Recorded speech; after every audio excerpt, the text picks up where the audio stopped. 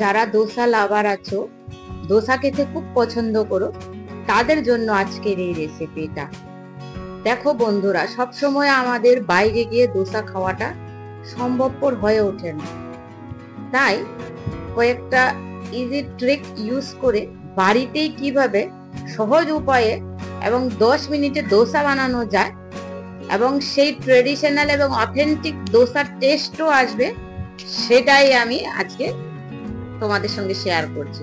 প্রথমে আমি 1 কাপ চাল নিয়ে নিয়েছি এবং তাতে আমি নিয়েছি হাফ কাপ মতো তুর ডাল এবং হাফ কাপ মতো চানা ডাল।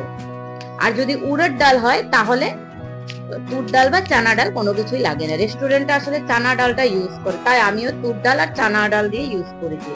আমি কি করেছি, একদিন আগে চালগুলোকে এবং ডালগুলোকে ভিজিয়ে রেখে দিয়েছি এবং 4-5 ঘন্টা ভেজানোর পর তাকে আমি রাতে মিক্সিতে গ্রাইন্ড করে একদম পেস্ট বানিয়ে নিয়েছি, চাল ডাল একসঙ্গে একটু জল দিয়ে। তারপর 1 চামচ মেথি দানা নিয়ে নিয়েছি এবং 2 চামচ গোটা চিড়ে ওটা মিক্সিতে একটা পাউডার বানিয়ে নিয়েছি। আর ওই পাউডারটা আমি চাল এবং ডালের মিশ্রণটাই মিশিয়ে দেব ভালো করে এবং সারা রাত ওটাকে একদম ঢেকে ফার্মেন্টেশনের জন্য রেখে দেব।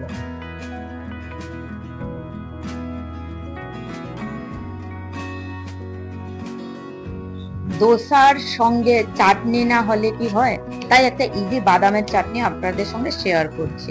আমি কয়েকটা পিনাট অল্প তেল দিয়ে রোস্ট করে নিয়েছি এবং তার সঙ্গে কয়েকটা রসুনের কোয়াও রোস্ট করে নিয়েছি এবং এখন মিক্সিতে চিনে বাদামগুলো আর রসুনের কোয়াগুলো দিয়ে সঙ্গে একটা কাঁচা লঙ্কা দিয়ে ওটাকে অল্প জল দিয়ে একটা পেস্ট বানিয়ে নেব এবং তারপর ওই পেস্টটার মধ্যে একটা ফোড়ন দেব। তার জন্য সর্ষে, কারি পাতা, কাঁচা লঙ্কা বা শুকনো লঙ্কা যাই হয় তার সঙ্গে একটু নুন দিয়ে ভালো করে মিশিয়ে নেব। ব্যাস হয়ে গেল আমাদের চাটনি রেডি। পরদিন সকালে দোসাটা একদম ফার্মেন্ট হয়ে গেছে, তাই ওটা একটু গাঢ় হয়ে গেছে, তাই আমি একটু জল মিশিয়ে ওটাকে একটু দোসা ব্যাটারের কনসিস্টেন্সিতে নিয়ে চলে আসবো। আবার একটু দেখে নিন ভালো করে, বেশি পাতলা করলে হবে না। তারপর একটু নুন দিয়ে ভালো করে মিক্স করে নিয়েছি, দোসার ব্যাটার রেডি। আর দোসা বানানোর জন্য আমি তাওয়াটাকে হালকা গরম করে নিয়েছি। তারপর একটা বাটিতে দোসার ব্যাটারটা অল্প পরিমাণ মতো নিয়ে তাকে আমি বাটি দিয়ে স্প্রেড করেছি ভালো করে। আপনারা কোনো হাতার সাহায্যে স্প্রেড করলেও হয়ে যাবে। আর তারপর আমি তাতে একটু তেল ছড়িয়ে দেব এবং একটু কুক হয়ে যাওয়ার পর আমি দোসাটার উপরে একটু আলু মশলা স্প্রেড করে দেব। বাস তাহলেই আমাদের দোসা রেডি। আর এই ব্যাটারটা আপনারা 1 সপ্তাহ ফ্রিজে রেখে ইউজ করতে পারবেন। 10 মিনিটেই রোজ দোসা হয়ে যাবে। প্রথম দিন পুরো একটু করতে হবে ব্যাটারটা রেডি করার জন্য, তারপর ওটা 10 মিনিটেই দোসা প্রিপেয়ার্ড হয়ে যায়। আর যদি আমার রেসিপিটা আপনাদের ভালো লেগে থাকে তাহলে আমার চ্যানেলটাকে একটা লাইক, শেয়ার এবং সাবস্ক্রাইব করে দেবেন।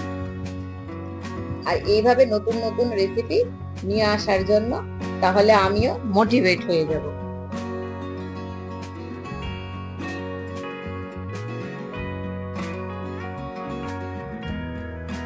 থ্যাংক ইউ বন্ধুরা আমার এই রেসিপিটা দেখার জন্য, এবং আমি আশা করব আপনারা আমার সঙ্গে থাকবেন, আমার এই জার্নিতে আমাকে সাপোর্ট করবেন।